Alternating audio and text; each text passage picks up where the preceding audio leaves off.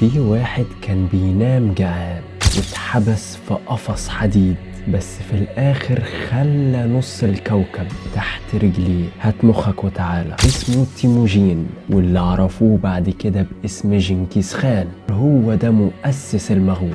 طفولته كانت جحيم. اتولد في خيمة وسط التلج. ابوه اتسمم، بس الراجل ده قام. هو مش قام، هو بالمعنى الحرفي رج العالم. عمل حاجة مفيش جيش في التاريخ قدر يعملها. الفرس، الروم، حتى الصليبيين، كله وقع تحت رجله. وازاي حول قبائل همجية لحضارة بتهدد وجود البشرية. دي مش فتوحات ولا حكايات، دي إرادة كسرت كل القيود والقيودات.